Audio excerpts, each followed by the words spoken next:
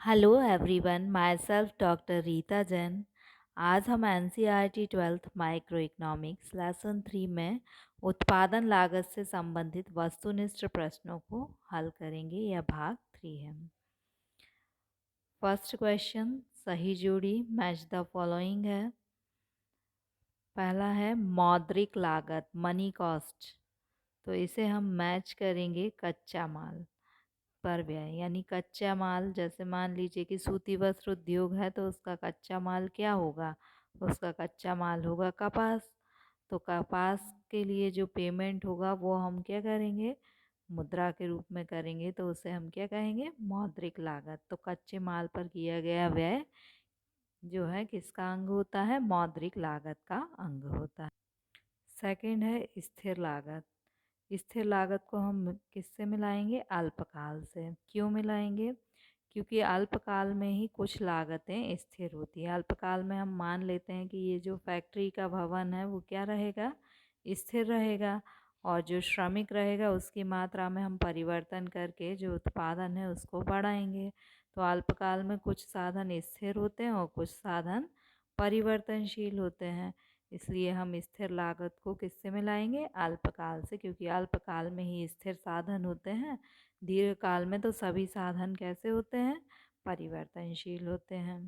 Third है केवल परिवर्तनशील लागत, इसे हम मिलाएंगे लॉन्ग टर्म, दीर्घकाल से। क्यों मिलाएंगे, क्योंकि जैसे हम अल्पकाल में क्या मानते थे कि फैक्ट्री स्थिर है और श्रमिक की संख्या को बढ़ाकर हम उत्पादन को क्या करेंगे, बढ़ाएंगे।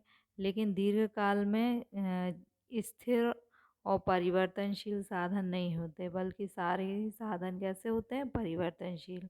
क्योंकि दीर्घकाल में हम एक और फैक्ट्री की स्थापना करके भी उत्पादन को बढ़ा सकते हैं। केवल श्रमिक ही नहीं, हम स्थिर साधन को भी परिवर्तित कर सकते हैं। इसलिए केवल परिवर्तनशील लागत किस में होती है, दीर्घकाल में। दीर्घकाल में कोई भी लागत स्थिर लागत नहीं होती, सभी लागतें जो होती हैं वो परिवर्तनशील होती हैं। क्वेश्चन नंबर 4, फैक्ट्री का किराया। जब आप किसी फैक्ट्री का रेंट देते हैं, किराया देते हैं, तो आप उसमें उत्पादन अधिक करें या उत्पादन कम करें या उत्पादन ना करें, आपको महीने के अंत में किराया देना ही होता है। इसलिए फैक्ट्री का जो किराया है वो क्या हो जाएगा, कौन सी लागत होगा, स्थिर लागत। फैक्ट्री का किराया कौन सी लागत होगा, स्थिर लागत, क्योंकि किराया स्थिर होता है। चाहे आप उत्पादन कम करें, अधिक करें या ना करें, आपको स्थिर किराया देना होता है। 5 है अवसर लागत, अपॉर्चुनिटी कॉस्ट। इसका दूसरा नाम क्या है, हस्तांतरण आय, ट्रांसफ़र इनकम। तो हस्तांतरण आय को हम क्या बोल अवसर लागत को हम क्या बोल सकते हैं, हस्तांतरण आय। नेक्स्ट क्वेश्चन नंबर 6 है स्थिर लागत।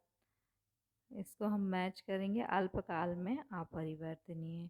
जैसे जो आपकी फैक्ट्री का भवन होता है उसका जो भी किराया होता है वो क्या होता है, अल्पकाल में अपरिवर्तनीय होता है। अल्पकाल में आप उत्पादन कम करें, अधिक करें या ना करें उत्पादन, आपको किराया जो है वो देना ही होगा।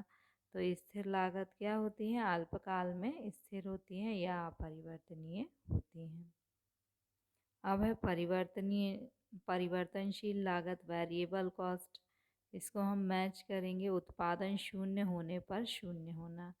परिवर्तनशील लागत, जैसे मान लीजिए आपका सूती वस्त्र उद्योग है तो कपास जो होगी वो क्या होगी, परिवर्तनशील लागत।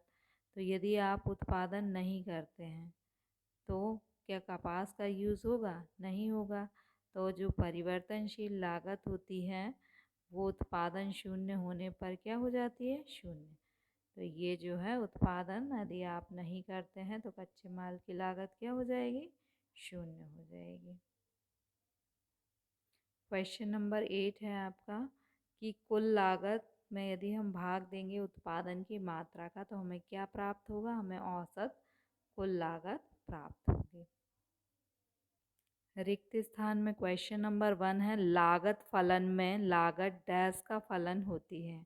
मीन्स आपसे पूछा गया है कि लागत फलन जो है वो लागत किस चीज़ का फलन होती है। तो आपको पता है कि लागत जो है वो फलन होती है किसका, आउटपुट का। यानी आप यदि उत्पादन ज़्यादा करेंगे तो लागत ज़्यादा होगी, उत्पादन कम करेंगे तो लागत कम होगी। तो लागत फलन या लागत किसका फलन होती है, लागत उत्पादन का फलन होती है। अब सेकंड है क्वेश्चन, स्वस्वामित्व साधनों की लागत डैश कहलाती है। स्वस्वामित्व साधन, मान लीजिए कि आपका घर है और आप इसी को फैक्ट्री बना देते हैं, तो आप किसी को रेंट देंगे क्या, नहीं देंगे, किराया नहीं देंगे। तो लेकिन ये आपकी लागत तो है, किराया जो है वो लागत तो है, भले ही आप किसी दूसरे को नहीं दे रहे हैं। तो ये स्वस्वामित्व की लागत है, लेकिन ये दिखाई नहीं दे रही लागत, तो इसे हम क्या कहेंगे, अस्पष्ट लागत। स्वस्वामित्व की लागत, साधनों की जो लागत होती है उसे हम क्या कहते हैं, अस्पष्ट या इम्प्लिसिट कॉस्ट कहते हैं। क्वेश्चन नंबर थर्ड है, डैश अवधि में स्थिर लागत नहीं होती। तो देखिए, अल्पकाल में क्या माना जाता है कि हम फैक्ट्री को स्थिर रखेंगे और श्रमिक की संख्या को बढ़ाकर उत्पादन को बढ़ाएंगे। लेकिन दीर्घकाल में हम क्या कर सकते हैं, फैक्ट्री को भी बढ़ा सकते हैं क्योंकि समय अधिक है। तो अल्पकाल में क्या था कि फैक्ट्री की जो किराया था वो फिक्स्ड कॉस्ट थी, और ये क्या है, मजदूर को जो हम पेमेंट कर रहे हैं वो वेरिएबल कॉस्ट है, परिवर्तनशील लागत है। लेकिन दीर्घकाल में फैक्ट्री को भी हम बढ़ा सकते हैं, तो ये भी क्या हो गई, परिवर्तनशील लागत हो गई।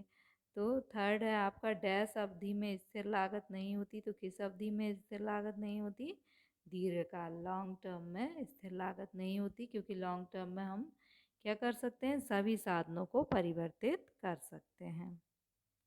क्वेश्चन नंबर 4 है आपका, डैश वक्र आयताकार अति परिवलय होता है। तो आपका AFC वक्र जो होता है, औसत स्थिर लागत वक्र, व आयताकार अति परिवलय, ये जो है ये AFC कर्व है, और ये इसका जो आकार है उसे हम क्या कहते हैं, आयताकार अति परिवलय कहते हैं। क्वेश्चन नंबर 5, सीमांत लागत केवल डैश लागतों पर निर्भर करती हैं। तो ये परिवर्तनशील या वेरिएबल कॉस्ट पर निर्भर करती हैं। क्यों करती हैं, क्योंकि जिस अनुपात में सीमा वेरिएबल कॉस्ट में परिवर्तन होता है, उसी अनुपात में सीमांत लागतों में भी क्या होता है, परिवर्तन होता है। इसलिए सीमांत लागतों को हम क्या कहते हैं, वेरिएबल कॉस्ट कहते हैं या परिवर्तनशील लागत कहते हैं। अगला है, उत्पादन की प्रति इकाई लागत को डैश कहते हैं। देखिए, आपने 10 वस्तुएं बनाई और 10 वस्तुओं की लागत 10 रुपये है।